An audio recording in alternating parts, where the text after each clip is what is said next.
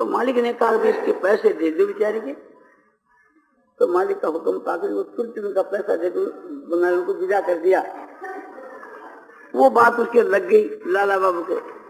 उसने कहा भैया अपना तलपट और सब जोड़ करके देख लो, अरे ये सब इसका तजवीज कर दो रुपयों का, और कैसे क्या करना। क्यों बोले आज बेला ना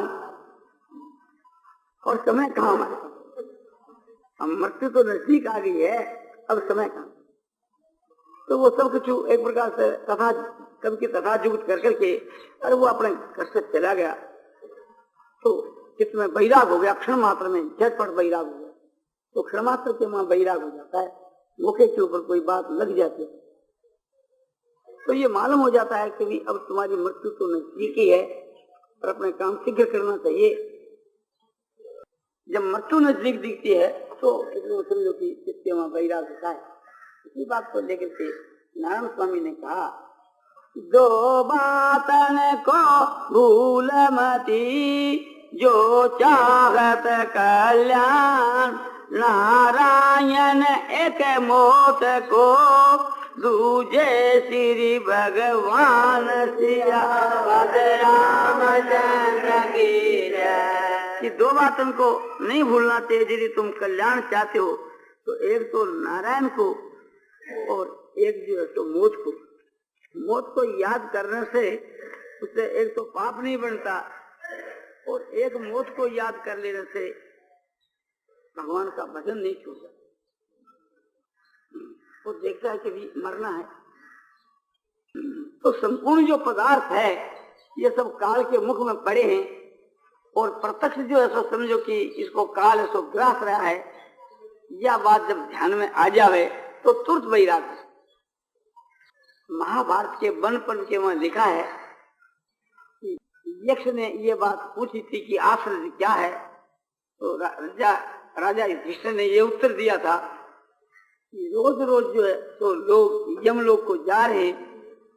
ये देख करके भी एक प्रकार से हम लोगों को अपनी मृत्यु जो तो निकट नहीं दिखती, ये आश्चर्य है। तो लोग ही नहीं, ये सारी दुनिया, सारा संसार, जड़ चेतन, सारे पदार्थ एक प्रकार से क्षण क्षण के बीच के मां बदल रहे हैं, उनका विनाश हो रहा है। और एक प्रकार की चीज हम इसकी तरफ ध्यान दे करके नहीं देखते हैं। सब क्षण परिणामी है, जितने जो जड़ पदार्थ हैं, तो इनको देख करके हमको एक प्रकार से उपदेश लेना चाहिए। इस प्रकार से हम उपदेश लें तो हमारा बहुत ही शीघ्र कल्याण हो सकता है। उपदेश हमारे को हर चीज से मिलता है। किसी भी चीज की तरफ हम विचार करें तो उपदेश हमारे को हर चीज से मिलता है। ये सभी चीजें हमारे को उपदेश दे रही, और जिस विषय का हम उपदेश चाहें उसी विषय का उपदेश हमको ऐसा मिल रहा है, किंतु हम ध्यान नहीं देते, विचार नहीं करते, इसलिए उसका विशेष असर नहीं होता। जैसे ये जो हमारी चद्र है, इससे हर एक प्रकार का उपदेश हम ग्रहण कर सकते हैं। संकेत से ये चद्र हमारे को बतला रही है किसी को कि ये चद्र जो है शरण के विषय में, शरणागति के विषय में क्या उपदेश देती है। बोलो देती है। बोलो कैसे? आप देखिए, ये जो चद्र है इसका जो मालिक है, जो कुछ करना चाहता है, ये समझो कुछ भी नहीं कहती। चद्र ने अपना सर्वस्व अपने मालिक के समर्पण कर रखा है। थोड़ी बार के वास्ते मान लो कि इस चद्र का मैं मालिक हूँ, इस चद्र को उठा करके मैं मस्तक पर रखता हूँ, तो ये चद्र यूं नहीं कहती कि मैं तो आपकी हूँ और आपकी शरण हूँ, मुझको सिर पर क्यों रखते हो। इस चद्र को मैं चरणों में रखता हूँ, तब ये चद्र यूं नहीं कहती कि उसको आप चरणों में क्यों रखते हो। इस चद्र को मैं फाड़ डालता हूँ, तब ये कुछ भी नहीं कहती। इस चद्र को उठा करके मैं आग में झोंक देता हूँ, तो भी ये कुछ भी नहीं कहती। तो इसलिए हमको ये उपदेश लेना चाहिए, ये शिक्षा लेनी चाहिए कि जिस प्रकार से यह चद्र अपने मालिक के प्रति अपना सर्वस्व अर्पण कर रखा है,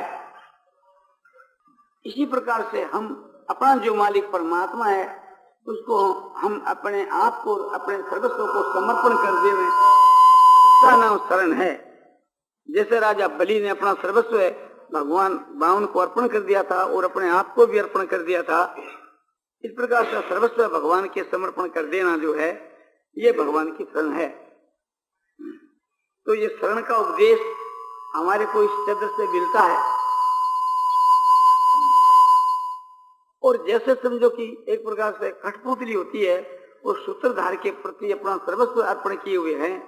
सूत्रधार जैसे उसको नचाता है वो नाचती है, और जिस प्रकार से उसके लिए विधान कायम करता है, जय पराजय हार जीत, तो वो एक प्रकार से उसी प्रकार से वहां कोई भी आपत्ति नहीं है। तो कहो कि वो तो जड़ है, बोलो हम चेतन होकर मैंने क्या किया, बल्कि हम चेतन है तो और उससे हमारे में विशेषता होनी चाहिए। तो जैसे अर्जुन ने समझो कि भगवान के प्रति अपने आप को अर्पण कर दिया था और अपने रथ को अर्पण कर दिया था, और घोड़ों को, रथ को, घोड़ों की बागडोर को सब भगवान के अर्पण कर दिया था, और भगवान जिस प्रकार से थी चलाते थे वैसे ये सब चलते थे। इसी प्रकार से थी हम जो है भगवान के प्रति अपना सर्वस्व अर्पण कर दे, हमारे शरीर रूपी रथ को भगवान के अर्पण कर दें, और समझो इंद्रिया रूप जो घोड़ा है इनको और मन रूपी लगाम को भगवान को अपना सारथी बना करके जैसे अर्जुन ने बनाया था, ऐसा हम भगवान के हाथ में सौंप दें, और जो भगवान चलावे जो चले, हाथ हाथ करके चलें। समझो जो जड़ जो कठपुतली होती है उसमें तो जड़ता इस वास्ते वो हंस नहीं सकती, उसमें संतोष असंतोष कुछ नहीं हो सकता, किंतु हम तो चेतन है, तो हमारे में विशेष होना चाहिए कि हम हर वक्त चित्त के वहां प्रसन्न होते रहें, और सब जो कुछ हो रहा है इसको भगवान की लीला समझते रहें, और सर्वत्र सब में हम भगवान का दर्शन करते रहें, क्यों भगवान सब में व्यापक है ही। भगवान ने ये बात कही है कि मैं सब में व्यापक हूँ, मेरे करके सब ऐसो परिपूर्ण है।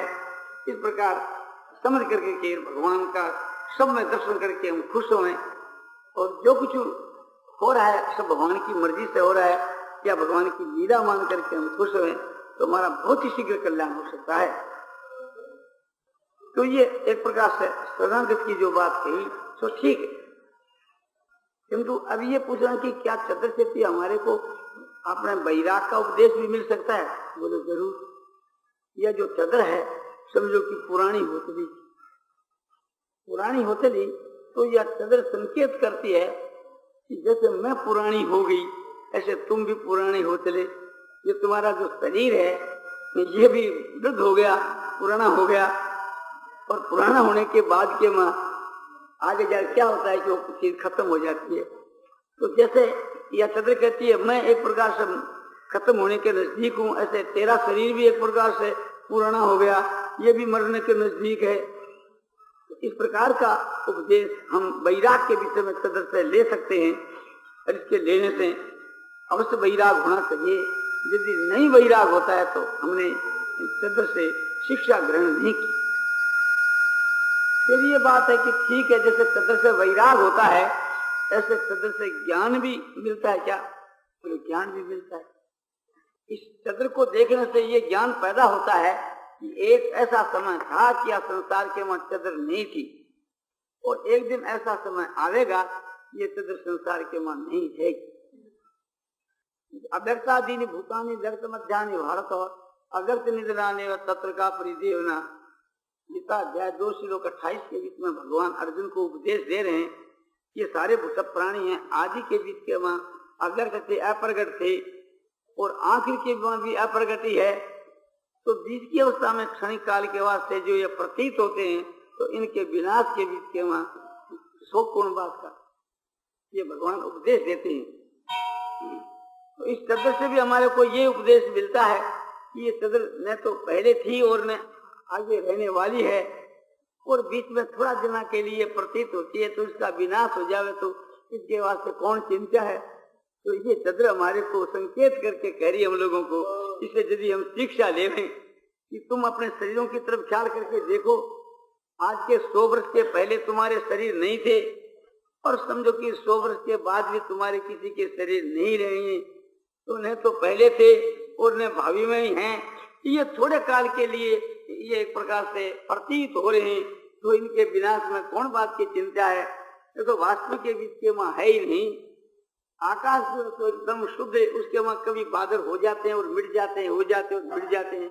इसी प्रकार से ये सारा दृश्य, सारा संसार और सारे शरीर इसे माया के बीच के मां, प्रकृति के मां उत्पन्न होते और विनाश होते, उत्पन्न होते विनाश होते हैं। एक प्रकार से जो विवेकी है वे इसके मां भूलते नहीं। आकाश जो है सो सदा निर्लेप ही रहता है, बादलों के उत्पन्न होने से और गर्जने बरसने से और बिजली चमकने से और समझो कि मिट जाने से अपने आकाश पर कोई असर नहीं आता, वो झुकाते हुए रहता है। तो आकाश की जो है तो समझो कि आत्मा है, या यूं कहो कि परमात्मा है। उस परमात्मा में सृष्टि यूं उत्पन्न होती है, विनाश होती है, उत्पन्न होती है, विनाश होती है। परमात्मा कभी इसके विकार से विकारी नहीं होते, परमात्मा निर्विकार है। इस प्रकार का समझना ही ज्ञान है। तो ये अपने कहते कि भाई देख के वहां तुम्हारे जो अभिमान है वो बेकार है, समझा। तुम ये सोचो कि देह जो है तुम्हारा उत्पन्न होता है और विनाश होता है, जैसे आकाश में बादल उत्पन्न होते हैं और विनाश होते हैं। जैसे यह चंद्र जो है तो एक दिन उत्पन्न हुई, एक दिन विनाश हो जाएगी, यह संसार के मान नहीं रहेगी। तो आप कहती है इसी प्रकार से यौन मात्र पदार्थों की यही दशा है। जितने जो पदार्थ तुम्हारे को दिख रहे हैं न तो कभी पहले थे और न ये रहने के हैं, इसलिए क्षणिक काल के वास्ते जो प्रतीत होने वाले जो पदार्थ हैं उनको सत्य समझ करके और उसे के संयोग और वियोग में सुख और दुख का एक प्रकार से कल्पना करना है, ये मूर्खता है। ये एक प्रकार से ज्ञान का उपदेश इस तरह से मिलता है कि देखो स्वप्न के बीच के मां, स्वप्न के शरीर में मनुष्य अहम भाव कर लेता है और उसे में बहुत पदार्थों में ऐसा ममता का भाव कर लेता है कि ये शरीर में पूरे संसार के पदार्थ मेरे, अरे वे दूसरों के। जिनमें प्रबुद्धि है उसके मां तो द्वेष होता है, जिसमें हंग बुद्धि है उसके मां राग। इस प्रकार से राग, द्वेष और हर्ष होते रहते हैं स्वप्न काल के बीच के मां। किंतु जब आंख खुल जाती है तो फिर मालूम होता है कि कहाँ तो वो संसार और कहाँ हंता ममता और कहाँ तो राग द्वेष और कहाँ हर्ष, सब एक प्रकार से समझो कि आपने आंख खुलने के बाद में ज्ञान हो जाता है, कुछ भी नहीं है। तो जैसे स्वप्न का संसार है इसी प्रकार का यह संसार है। वास्तु के भीतर के बीच के मां जो कुछ प्रतीत होता है वो तो है नहीं, और जो है वो प्रतीत होता नहीं। यह सारी संसार जो स्वप्नवत है, जब इस प्रकार का ज्ञान हो जावे तो बस समझो कि आंख खुल जावे, यानी ज्ञान रूपी नेत्र खुल जावे, फिर इसका सुधार होकर के उद्धार हो जावे। तो ये बात भी हमारे को इस चद्र से मिलती है। और चद्र से हम लोगों को विचार करके देखें तो समझो कि कर्तव्य का उपदेश भी मिलता है, कर्म का उपदेश भी। कर्म का उपदेश कैसे, या चद्र जो है सो अपने निष्काम कर्म योग का उपदेश भी देती है। निष्काम कर्म योग का उपदेश चद्र से कैसे मिले कि संकेत, ये बोलती तो नहीं, इससे तो एक प्रकार से संकेत से समझना पड़ता है। इस चद्र को देखने से भी स्वाभाविक ये ज्ञान होता है ये कौन काम की चीज है। तो देखने से आता है कि ओढ़ने की चीज है, और दूसरी बात के बिछाने की चीज है, बिछा भी सकता है, और बोले चाहते इसका कोई कपड़ा भी सिमा सकता है। त्वचा जो है चमड़ी, इसकी रक्षा के काम की चीज है, और कोई काम की चीज नहीं। खाली इससे शरीर की रक्षा हो सकती है, समय के अनुसार शरीर की रक्षा हो सकती है। हमारी जो त्वचा जो इंद्रिय है, चमड़ी जो है, उसके ये मदद करती है। बहुत बलोटों को काम की चीज नहीं, ये कोई खाने की चीज नहीं, कोई एक इसको खा नहीं सकता। जैसे कोई पशु खावे तो हम लोग हंसते हैं कि देखो ये पशु है, सो गाय है, सो मूर्ख है, ये खाने की चीज थोड़ी है। ये कोई सूंघने की चीज भी नहीं कि इसमें कोई गंध आती हो, इसमें कोई शब्द भी सुनाई नहीं देता कि जो हम कान के लगाकर इसमें कोई शब्द ऐसा सुने। तो न तो ये कर्णेंद्री का विषय है, न कोई नासिका इंद्री का विषय है, न कोई जीवा इंद्री का विषय है, और न कोई नेत्र का विषय है। ये तो केवल समझो कि त्वचा का विषय है, और कोई काम की चीज ये नहीं है। तो ये चंद्र कहते हैं कि जिस प्रकार से मेरे विषय में इतना सूक्ष्म विचार किया, ऐसा तुम अपने शरीर के विषय में भी सूक्ष्म विचारो। कि ये जो तुम्हारा शरीर और इसके मां जो इंद्रियां और मन बुद्धि, इसमें तुम बैठे हो, तो एक प्रकार से ये क्यों नहीं विचार करते? जैसे चंद्र को देख करके ये विचार किया कि चंद्र कौन काम की चीज है, ऐसे तुम्हारा जो शरीर है कौन काम की चीज है, इस पर भी थोड़ा विचार करके देखो। ये तुम्हारा जो शरीर है, तुम मर जाओगे, इसकी खाक हो जाएगी, तो इसकी वो खाक किसी के काम आवेगी, जड़ी हड्डियां भी किसी के काम आवेगी। और ये जो तुम्हारा शरीर है, ये एक प्रकार से इस काम की चीज है कि इससे सबकी सेवा बन सकती है, और सबकी सेवा के लिए भगवान ने तुम्हारे को ये शरीर दिया। और ऐसे शरीर को पाकर के ठीक इसका उपयोग नहीं करोगे तो समझो कि तुम अपने कर्तव्य से गिरोगे और इसका नतीजा खराब होगा। इस चदर से हम लोग काम लेते हैं, किंतु चदर एक प्रकार से बदले में हम लोगों से कुछ भी काम ये नहीं लेती। तो ये चदर हमारे को निष्काम भाव से खिलाती है कि ये अपना जो शरीर है इससे दुनिया की सेवा करनी चाहिए और उसके बदले में कुछ लेना नहीं चाहिए, देना चाहिए, लेना नहीं चाहिए। ये कर्तव्य से हमको ये चदर से बतला है।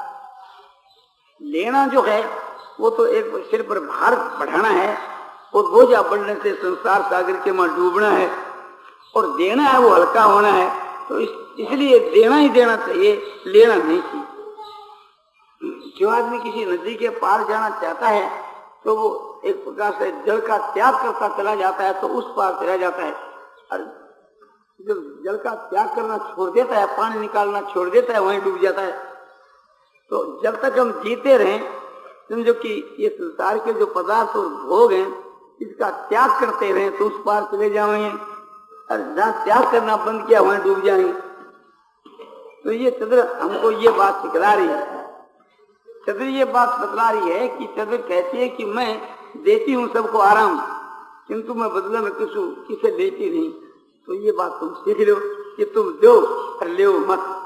तो चंद्र तो कहती है कि मैं एक अंश मात्र का सुख पहुंचा सकती हूँ, कविता को सुख पहुंचा सकती हूँ, और कान को और नासिका को, जीवा को मैं कुछ नहीं पहुंचा सकती। और तुम तो मनुष्य हो, तुम सब कुछ कर सकते हो। हम पशु को देखते हैं, गधे को देखते हैं, देखकर यही ज्ञान होता है कि ये भार ढोने वाला पशु है। हम गधे से वेद पढ़ना चाहें या वेद बढ़ाना चाहें तो काम नहीं हो सकता। हम कहें कि गधे से कि भी आज तुम एक प्रकार से थी, हमारे पिता का श्राद्ध है, तुम अपने थोड़ा श्राद्ध के काम में मदद कर दो, समझा, या फूल पत्ती जुटा दो, या एक प्रकार से तुम अपने वेद का पाठ ही कर दो, तर्पण हमको सुना दो। तो ये लोग कहेंगे अच्छा मूर्ख है, वो काम गधा नहीं कर सकता, वो तो बोझा ढो सकता है। तो तुम्हारा जो ये शरीर है, मनुष्य का शरीर, ये सबकी सेवा आपने कर सकता है। उसका ये कर्तव्य है कि सबकी सेवा करना निष्काम भाव से।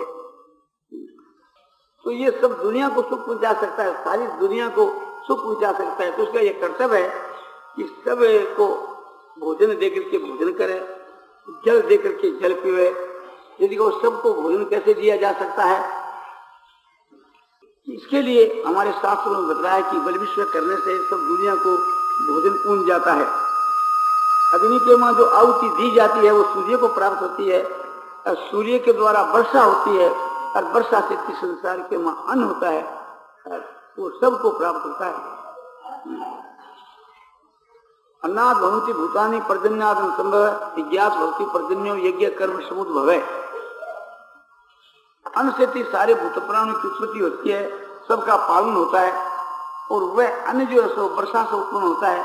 और वो वर्षा है सो हम जो यज्ञ करते हैं, उत्तम जो कर्म करते हैं, उसके फलस्वरूप के वहां यज्ञ होता है। और उत्तम जो कर्म है ये मनुष्य के द्वारा होते हैं, हम मनुष्य हैं, तो इसलिए हम मनुष्यों को उत्तम कर्म करने चाहिए। और उत्तम कर्म यही है कि सबको भोजन देकर भोजन करना। तो ये बलिविश्व जो है इसमें सबको भोजन दिया जाता है। अग्नि में जो आहुति दी जाती है, प्रथम जो परमात्मा को, फिर प्रजापति ब्रह्मा को, सब देवताओं को आहुति दी जाती है। उनकी तृप्ति से सबकी तृप्ति हो जाती है, परमात्मा की तृप्ति से सबकी तृप्ति हो जाती है। तो ये बड़ा उत्तम भाव, ये भाव ही तो कल्याण करने वाला है। इस बात को ख्याल में रख करके और हम लोगों को सबको भोजन देकर भोजन करना चाहिए, अर्थात बल विश्व कर करके भोजन करना चाहिए। बल विश्व देकर जो भोजन करना उससे पापों का नाश होता है और शांति मिलती है। एक शीशा सिन्हा संतो मुचनते सब किल विषयी भुंजते थे तोरम पापा ये पचंत्यात्मकार नाम।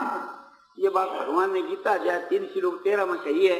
इसका यह है कि यज्ञ से बचे हुए अन्न को खाने वाले संत सब पापों से मुक्त हो जाते हैं। और जो आदमी समझो कि अपने शरीर पोषण के लिए भोजन बना करके खाता है वो तो पापी पाप को ही खाता है। इस प्रकार से उसकी निंदा की गई है। तो इस बातों को सोच करके हम लोगों को नित्य बलि विश्व करना चाहिए। उसके करने के न तो कोई विशेष समय लगता है, 3 मिनट का समय काफी है, और न उसके वास्ते कोई पैसे भी खर्च होते हैं। मामूली समझो कि रोज 2-4 पैसे खर्च होते हैं। अपने भोजन में से थोड़ा हिस्सा निकाल ले, समझो कि 1 मुट्ठी भात से काम हो जाता है। और वो भात भी या तो अग्नि के मुख में या गऊ के मुख में उसका उपयोग भी ठीक होता है, या मनुष्य के मुख में दिया जाता है तो देखने के मां भी उपयोग ठीक होता है और परिणाम भी शास्त्रों में उसका अच्छा बदलाया है। इसलिए समझो कि ऋषि मुनि लोग और समझो कि आपने अच्छे जो गृहस्थी हैं वे लोग आपने नित्य प्रति बलि विश्व किया करते थे और अतिथि को देकर के भोजन करा करके भोजन किया करते थे, जिससे उनका जीवन सफल हो जाया करता था। तो हम मनुष्य हैं, हमको मनुष्य उचित कर्म करने चाहिए। तो मनुष्य एक प्रकार से सब कुछ कर सकता है। हम लोग कोई वक्त में जो तर्पण करते हैं तो प्रथम जो है तो तर्पण का जो जल है उससे देवताओं को अपने समर्पित करते हैं। उसके बाद के बीच के वहाँ समझो कि अपने ऋषियों को और फिर मनुष्यों को और फिर पितरों को और फिर यान मात्र सब प्राणियों को सभी को एक प्रकार से उससे तृप्त करते हैं। तो ये बहुत ही अच्छा है। तो भाव इसका यह है कि सबको जल दे करके फिर जल पीना, कितना उनका भाव है। तो ये काम मनुष्य कर सकता है, कोई पशु पक्षी नहीं कर सकते। इसी प्रकार से और भी जितने जो बहुत से काम मनुष्य उचित है वो करने चाहिए। मनुष्य सबकी सेवा कर सकता है, समझो देवताओं की, पितरों की, ऋषियों की, मनुष्यों की, पशुओं की, जानवरों की, पशु पक्षी, कीट पतंग आदि जितने दुनिया में जानवर है उनकी सबकी सेवा कर सकता है। तो मनुष्य कर सकता है। मनुष्य के समान और कोई दूसरा प्राणी नहीं है कि जो सबकी सेवा कर सके। तो ये कर्तव्य हमारे को अपने चद्र से मिलता है। तो चद्र जो है ये हमको सिखलाती है कि मुझको देख करके जो एक ज्ञान पैदा होता है कि किस काम की चीज है और उसी काम में तुम मुझको काम में लाते हो। इसी प्रकार तुम अपने शरीर को भी देखो कि ये शरीर कौन काम की चीज है, ये मनुष्य का शरीर किस काम की चीज है, ऐसा समझ करके और इसे को उसी काम में लगाना चाहिए। ये मनुष्य का शरीर परमात्मा की प्राप्ति के लिए मिला है, किंतु जो मूर्ख इस बात को नहीं समझ करके और विषय भोगों में लगा देता है उसके लिए तुलसीदास जी तो निंदा करते हैं कि नरतनु पाए विषय मन देगी पलटी सुधाते साथ बीत लेगी। जो मनुष्य के शरीर को पाकर के विषय भोगों में मन लगाता है वह मूर्ख अमृत के बदले के वहां विष को ऐसा ग्रहण करता है। ये मनुष्य का शरीर समझो कि भोगों में लगाने के लिए नहीं मिला है, परमात्मा की प्राप्ति के लिए मिला है। तो परमात्मा की प्राप्ति के जो साधन है और जो परमात्मा की प्राप्ति है सब अमृत के समान है। तो इसकी अवहेलना करके हम भोगों के वहां अपने शरीर को लगावें, मनुष्य शरीर को लगावें तो अमृत के बदले में विष का बदलना है। उस अमृत के पान से भी तो मुक्त हो जाता है, वो तो अमर हो जाता है। और विषयों के भोगने से जैसे विष के भोगने से मनुष्य मर जाता है, ऐसे विषय उसके भोगने से जन्मता मरता रहता है। तो ये सब बातों को सोच करके जिस काम के लिए हम आए हैं उस काम को शीघ्र कर लेना चाहिए। मृत्यु का कोई भरोसा नहीं है। समझो कि क्षण में हार्ट फेल होकर के मनुष्य की मृत्यु हो जाती है। हमारे पास में कोई ऐसी क्रांति नहीं या हमारा शरीर कोई वज्र का नहीं। समझो कि हम लोगों को अवश्य मरना है और उस मृत्यु का हमको ज्ञान नहीं है कि भी कब आकर मृत्यु प्राप्त हो जाए। अभी 1 घंटा के भीतर में मृत्यु आ जाए या 1 मिनट के बाद ही मृत्यु आ जाए तो हम ना नहीं कर सकते। सब काम छोड़ करके हमको उसी वक्त जाना होगा। तो इस बात का ध्यान आ जाए तो फिर समझो कि जल्दी है तो तुरंत वैराग हो सकता है, जल्दी से जल्दी इसके चित्त में वैराग हो सकता है। और उस वैराग के अनुसार यदि अपने साधन के तत्परता से लग जावे तो परमात्मा की प्राप्ति में और विलंब ही क्या है। समझो कि यदि बिजली हीट हो गई है तो स्विच दबाने के साथ एक प्रकार से रोशनी हो जाती है, ये नहीं कि भाई आपने बहुत समय लगता है। तो इसी प्रकार से कि हमारी जब तैयारी हो जाती है तो फिर परमात्मा की प्राप्ति में कोई विलंब नहीं है। हमको तैयार रहना चाहिए। फिर भगवान तो तैयार है ही, भगवान तो तैयार है ही। भगवान सबके बीच के मां समान भाव से स्थित है। और जो भक्ति करे उसके मां विशेष रूप से बतलाया, उसका कारण यह है कि जैसे सूर्य की रोशनी सब जगह के मां समान भाव से है, किंतु आईने के मां सूर्य का प्रतिबिंब पड़ता है तो वो उच्चर है। इसी प्रकार से जिसका अंतःकरण उज्जवल होता है उसमें समझो कि परमात्मा का दर्शन एक प्रकार से प्रत्यक्ष की भांति ऐसे होता रहता है। इस वास्ते हमारे हृदय को उज्जवल बनाना चाहिए। मन के भीतर के बीच के मां जो मल विक्षेप आवरण है उसके नाश के लिए हमको मल के नाश के लिए निष्काम कर्म करने चाहिए जो बतलाए, या ईश्वर के नाम का जप करने के लिए जो बतलाया गया। और विक्षेप के नाश के वास्ते परमात्मा का ध्यान करना चाहिए। और इस आवरण दोष के नाश के वास्ते सत्पुरुषों का संग, और सत्पुरुषों का संग नहीं मिले तो सब शास्त्र का अभ्यास करना चाहिए। इस प्रकार के करने से मल विक्षेप आवरण का सर्वथा नाश हो सकता है। और फिर हमारा अंतःकरण जब शुद्ध हो जाता है तो साक्षात परमात्मा का दर्शन होने लगता है। इसमें परमात्मा का कोई दोष नहीं है, ये तो सबके लिए एक प्रकार से तैयार है और सब के ऊपर उनकी दया है और सबके हृदय के में स्थित है। किंतु हृदय की मलिनता के कारण से, आवरण के कारण से वे दिखते नहीं है, चंचलता के कारण वे दिखते नहीं है। इस वास्ते मल विक्षेप और आवरण के नाश करने के लिए जो आपको उपाय बताया उसके अनुसार प्रयत्न करना चाहिए। और प्रयत्न करने से सब कार्य की सिद्धि हो सकती है, परमात्मा की प्राप्ति हो सकती है। परमात्मा की प्राप्ति के लिए ही मनुष्य का शरीर मिला है, किंतु उस बात को हम भूल गए। इस कारण से संसार के मां भटकते फिरते हैं। यदि हम इसी प्रकार से अपने भावी समय को बिताते रहेंगे तो हमारे लिए बहुत भारी हानि है। हमको आगे जाकर के घोर पश्चाताप करना पड़ेगा और उस पश्चाताप के करने से कोई गर्ज नहीं करेगी। तुलसीदास जी कहते हैं कि सो बरतर दुख पाव ही सिर धुनि धुनि पचिताल, काल ही कर्म ही ईश्वर ही मिथ्या दोष लगाए।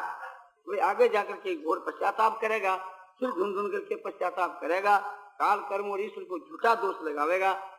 काल को तो ये दोष लगावेगा कि कलयुग के समय के कारण से मैं कुछ साधन नहीं कर सका, तो तकदीर को ये दोष लगावेगा कि मेरे तकदीर में यही बात लिखी हुई थी। और भगवान को ये दोष लगावेगा कि भगवान मुझको मदद नहीं करी। किंतु ये सब बात झूठी है। इसमें आप समझ करके के और समझो कि जिस काम के लिए हम आए हैं उस काम को शीघ्र कर लेना चाहिए, जो आगे जाकर के हमको घोर पश्चाताप करना नहीं पड़े। नारायण नारायण नारायण करेंगे तो हमारे को घोर पश्चाताप करना पड़ेगा। परमात्मा की हम लोगों पर बड़ी भारी दया है। प्रथम तो यह है कि भगवान ने हम लोगों को मनुष्य का शरीर दिया और मनुष्य का शरीर देकर के फिर इस उत्तम देश के वहां भेजा। इसकी सामर्थ्य है कि जो कोई यहाँ आ सके वो तो भगवान की कृपा से ही यहाँ आना होता है। और फिर यह है कि ये उत्तम समय हमको मिला जो कलयुग के समय के बीच के वहां जल्दी उद्धार हो सकता है।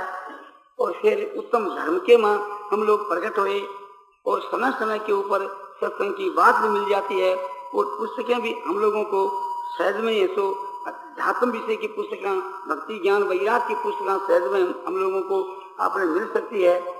सब बातों का सुविस्ता है। ऐसा सुविस्ता पाकर के भी हम अपनी आत्मा का कल्याण नहीं करें तो हमारी मूर्खता के सिवा क्या बात है। हमारे लिए बहुत दुख की बात है, लज्जा की बात है। यदि ऐसे समय में हम सावधान नहीं होंगे तो समझो कि तुलसीदास जी कहते हैं जो न तारे भव सागर है नर समाज ऐसे पाए सो कृतनि दक मंदमती आत्म हन गति जाय सियावर रामचंद्र की जय। जो ऐसे मनुष्य के शरीर को पाकर के अपनी आत्मा का उद्धार नहीं करता है या इन सब सामग्रियों को पाकर के इस संयोग को पाकर के ऐसे समाज को पा करके, ऐसे संघ को पा करके यदि मनुष्य अपनी आत्मा का उद्धार नहीं करता है तो वो मन बुद्धि है और आत्म हत्यारा है। आत्मा के त्याग करने वाले की जो दुर्गति होती है उसकी दुर्गति ऐसा होगी और वो मूर्ख है। इस प्रकार से उसकी निंदा की गई है। इन सब बातों को ध्यान में रख करके हम लोगों को अपनी आत्मा का शीघ्र